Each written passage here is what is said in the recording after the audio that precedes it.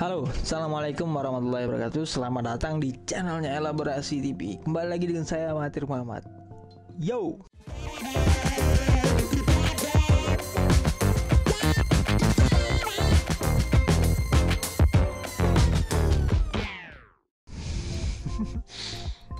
Ya, opening gue nggak terlalu ini banget ya, nggak terlalu heboh banget. But the first, sebelum kita lanjut video kali ini, kita bakalan seru-seru banget. Kita bakal ngebahas yang something atau biggest information in the world.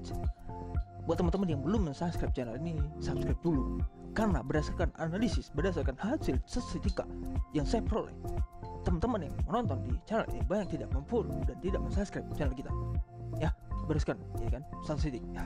Jadi teman-teman please buat subscribe channel ini biar nanti kita tetap semangat, kita tetap berbagi informasi seputar dunia pendidikan baik itu yang ada di Indonesia maupun di luar negeri.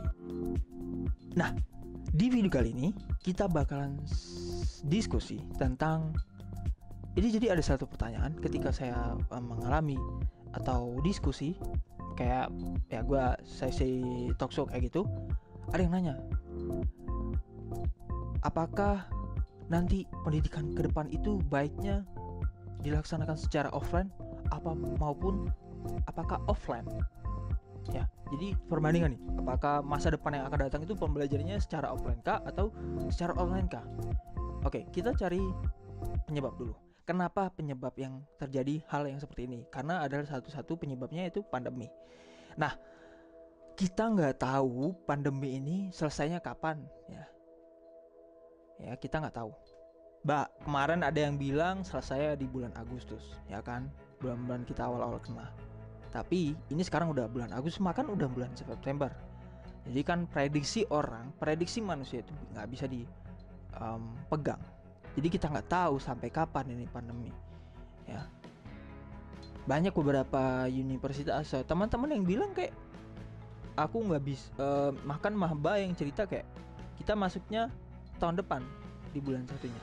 Kita nggak tahu ya sampai kapan kalau masyarakatnya yang ya keluar nggak pakai masker. Jadi di video kali ini gue nggak pakai masker, tapi tetap gue akan menyeruin dan tetap akan ngajak teman-teman untuk mematuhi protokol yang ada. Oke, kita lanjut pembahasan video ini. Nah, kenapa ada yang nanya seperti ini? Akhirnya saya coba akan jelaskan di video kali ini, teman-teman. Kita belajar itu membutuhkan guru. Jadi ada beberapa artikel ini yang sangat bagus saya baca itu. Ada di satu negara itu terkena wabah atau dampak lah ya di negara tersebut. I forget negaranya apa, tapi ini benar-benar isu. Tapi teman-teman bisa search nanti ya setelah nonton video ini. Nah, akibatnya sekolah di sana itu diliburkan.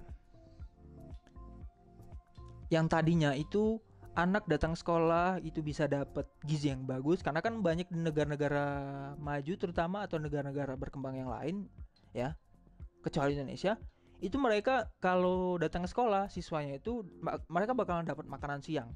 Jadi kayak ya even you nonton kayak movie-movie dari luar negeri kan, kalau yang tentang movie pelajar itu kan mereka belajar datang waktunya istirahat mereka tuh kayak dapat makanan gitu di kantin ya, di dapur sekolahnya. Nah, itu yang penyebab pertama ketika sekolah diliburkan. Akhirnya nutrisi dari siswa-siswa pelajar itu tidak bagus.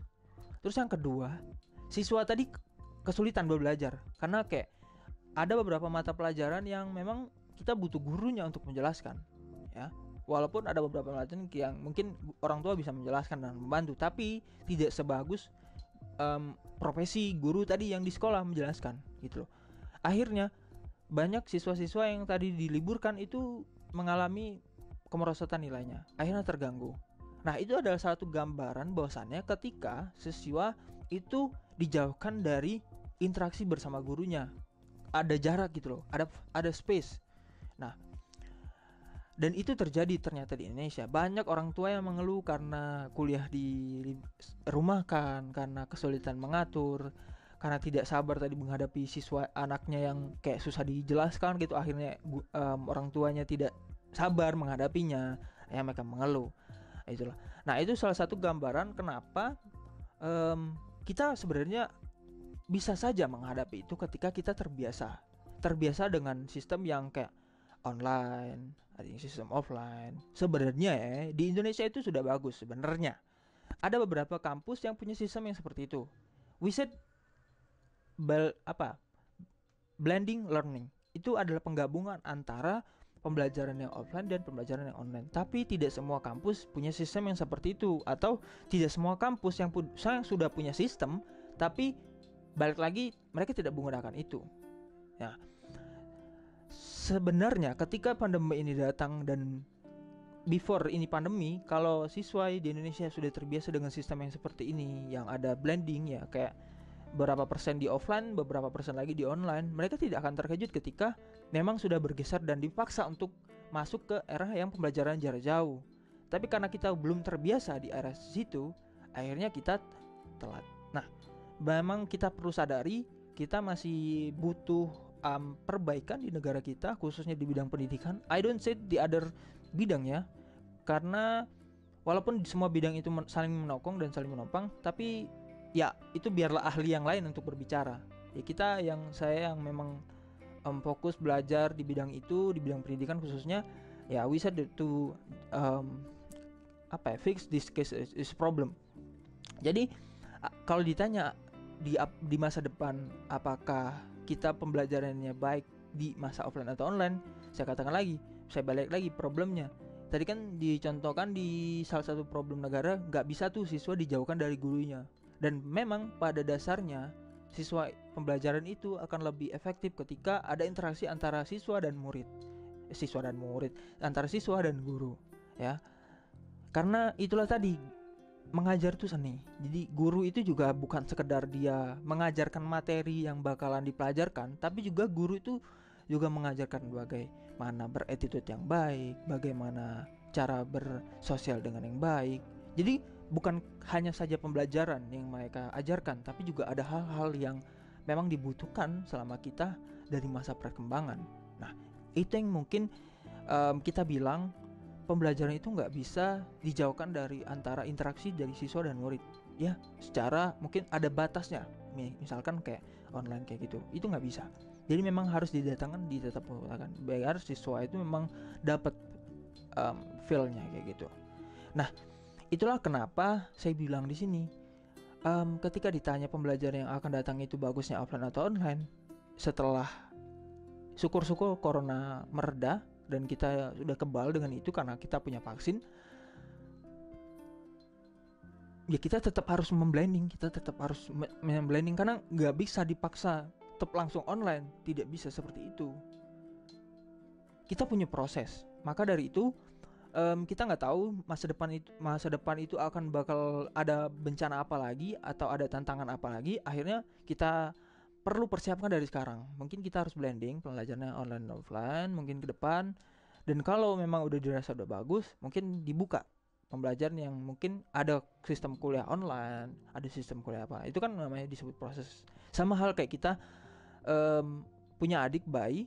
Gak mungkin adik bayi itu tiba-tiba lahir brojol keluar dari ibu kalian itu langsung bisa jalan, kan tidak mungkin. Ada yang dia mulai merangkak dulu, ada yang mungkin dia kayak kuda-kudaan kayak gitu kan, apa saya lupa namanya itu, gayanya apa itu.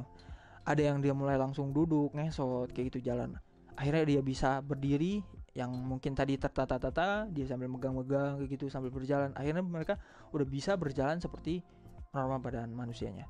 Nah, itulah yang saya bilang, gak bisa semua sistem itu dipaksa. Kalau dipaksa akhirnya ya kayak gini, kita banyak yang kelabakan, banyak siswa yang gak punya alat pendukung kayak gitu kan.